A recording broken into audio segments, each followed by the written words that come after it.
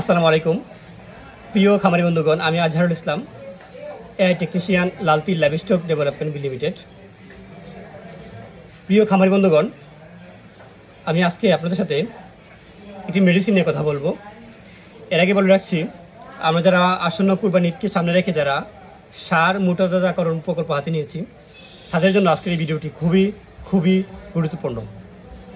So viewers, আমি আজকে যে মেডিসিনটি নিয়ে কথা বলবো, সেই মেডিসিনটি হচ্ছে আপনার অক্স কুল।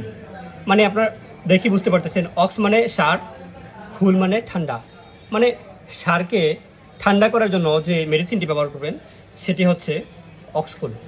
আসুন আমরা এই অক্সকুল সিরাপটি কী কাজে আমরা ব্যবহার করতে পারি। আমাদের কাছে অনেকেই প্রশ্ন করেন যে ভাই, আমরা আমাদের সারগুলোকে পর্যাপ্ত পরিমাণে দানাদার খাবার দিচ্ছি, বিভিন্ন ভিটামিন দিচ্ছি, ইঞ্জেকশন দিচ্ছি, তবুও আমাদের সারগুলা মোটাতাজা হচ্ছে না।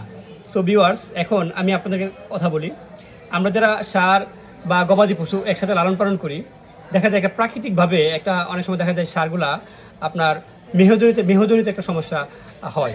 আমি আর একটু ক্লিয়ার করে যদি বলি, ধাতু ক্ষয় হয় বা অতিরিক্ত বীর্যপাত হয়।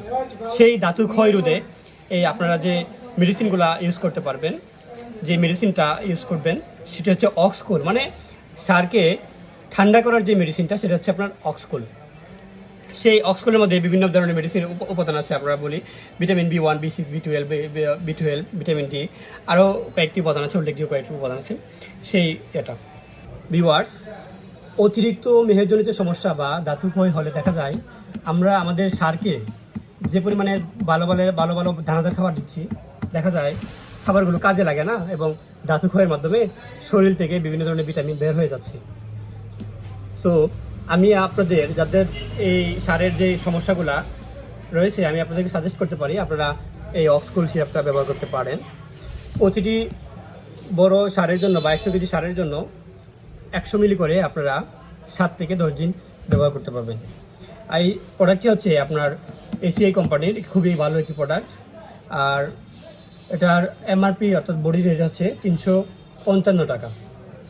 সো ভিউয়ার্স, অন্যদিন হাজির হব নতুন একটি ভিডিও নিয়ে। আপনারা সে পর্যন্ত ভালো থাকুন, সুস্থ থাকুন। আমি আপনাদের খামারের সফলতা কামনা করছি। ধন্যবাদ। আসসালামু আলাইকুম।